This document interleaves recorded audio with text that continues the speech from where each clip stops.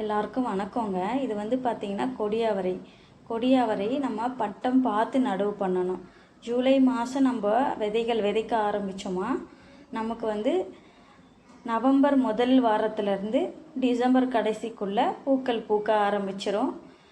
December கடைசி வாரத்தில் பிஞ்சுகள் விட்டு தை மாதம் நம்மளுக்கு பொங்கல் அப்போ அறுவடைக்கு காய்கள் தயாராகிடும். ரொம்பவும் முன்னாடியே நம்ம நடவு பண்ணிடக்கூடாது. கரெக்டாக அந்த ஜூலை மாதம் இல்லை ஆகஸ்ட் மாதம் இந்த 2 மாதத்தில் நம்ம நடவுக்கு ஏற்ற மாதம் இந்த 2 மாதம். அதே மாதிரி இந்த அவரைக்காய் வந்து நடும்போது நம்ம குழித்தட்டு முறையில் நட்டோமா நம்மளுக்கு விளைச்சல் வந்து கொஞ்சம் அதிகமாகவே இருக்கும்.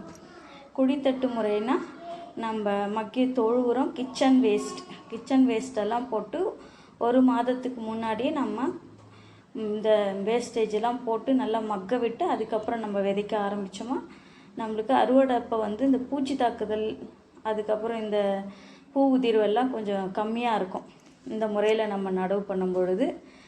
அதே மாதிரி வந்து பட்டம் பார்த்து நடவு பண்ணோம். இந்த அவரைக்காவை பட்டத்தில் மட்டுமே நடவு பண்ணக்கூடிய ஒரு காய்னா அது அவரைக்காய் தான். அவரைக்காயில் வந்து பார்த்திங்கன்னா நிறைய வந்து துவர்ப்பு சுவை அதிகமாக இருக்கிறதுனால இரத்த உற்பத்திக்கு ரொம்பவும் அவசியமானது. நீர்ச்சத்து, நார்ச்சத்து, புரதச்சத்து எல்லாமே வந்து காணப்படக்கூடிய ஒரு காய் வந்து இந்த அவரைக்காய் தான்.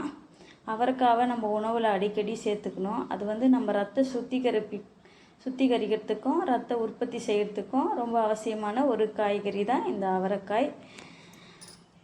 அதே மாதிரி பூச்சி தாக்குதல்னால் அஸ்வினி பூச்சி வந்து அதிகமாக அவரைக்கொடியில் வரும். அதுக்கு வந்து நம்ம பார்த்தோமா இந்த வேப்பெண்ணெய் கரைசல் கொடுக்கும் பொழுது அந்த அஸ்வினி பூச்சி தாக்குதல்லேருந்து நம்ம கட்டுப்படுத்திடலாம்.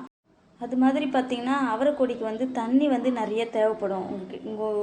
நீங்கள் இருக்கிற இடத்துல தண்ணி வசதி ரொம்பவே அதிகமாக இருக்குதுன்னா இந்த பயிரை நீங்கள் தாராளமாக பயிரிடலாம்.